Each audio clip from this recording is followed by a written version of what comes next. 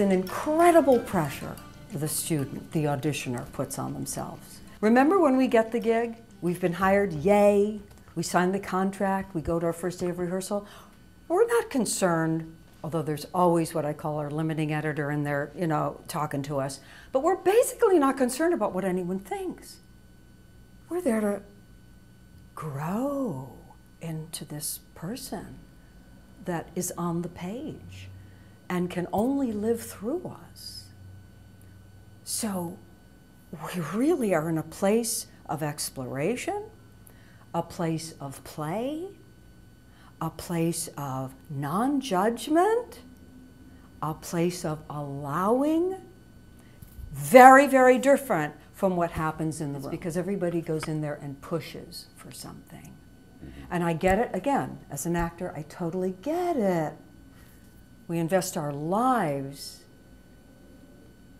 in getting the part, in being seen, in being cast. I equate that in terms of the mental, emotional construct of acting, and we cannot divorce our creative process from that. I equate that with being loved. I equate that with being accepted, with being seen, with being heard. Great. So wouldn't it be cool if you could walk in the audition room and be in a place of play, like we are when we're in rehearsal? We're in a profession where we spend thousands of dollars a year, right, to perfect being present in our auditions. And we walk in and we attempt to prove something. We attempt to show something. We attempt to impress. And in those processes, we are outside of ourselves.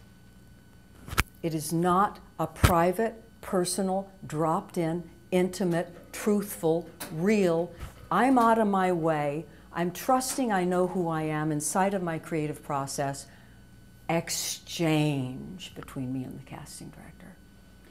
Is some of that because we as actors, when we go into that room, don't really expect that the casting directors are going to give us the latitude to do that, that they're expecting a result in our audition, and how do you get past that idea? Great. That's a concept, and I'd love to interview 10 casting directors to give you that answer from their perspective. However, I work with a number of them consistently and repeatedly.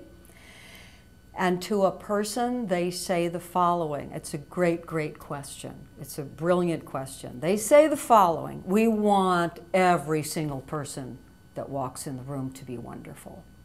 We want nothing more than for them to be comfortable in their process, showing up for themselves, and really wonderful. To really drop in to what makes each of us, we are unique and one of a kind.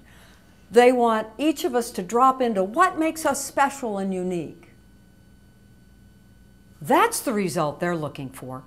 If we get down to the final callback, when we get down to the final callback, and it's between this young lady, could be a young man, or middle-aged or old, it doesn't matter, depending on the character, has a magnificent voice and is a good actor, obviously, or they wouldn't have made it to the final call, and that young lady is a good singer, but kills us in her interpretation of the role. We're going to give her the role and give her voice lessons. The voice follows the story. The voice follows the story and is informed by the story. When you're in a line of 50 of your peers and you hear those lovelies slamming their voices against the back wall in that audition room, and you dare to go in there and tell a story, it is very likely one of two things is going to happen. You're going to get a callback if the other variables we can never control are at all in place, or you're going to go in the love her call back file for the next show. And if You guys don't think the casting directors look through every single picture they have ever kept. Think again. That's what we want, people. We want to get that call back, or we want to get into that pile of, I'm going to be called back. I know I am. Might not be for the show, but I know I'm going to be called back. Because those are the people who dare to show up as human beings and communicate a story and trust that their voice, which is wonderful or fine, is going to follow that. And in so doing, it's going to bring to life so much nuance in terms of the tone and the timbre and the quality of the sound that can't possibly be there if I'm blasting my beautiful sound at the casting directors regardless of what's going on in the story. Folks, they're casting actors who sing. They're casting people who can inhabit a role. That's what we do at Kimberly Vaughn Performance Studio. And it's a fun journey. It's a fun journey. It's a journey that makes sense. It's a journey that has a payoff. So there is hope. Oh, there's so much hope. And I can list names of people on Broadway, regional tours, national tours.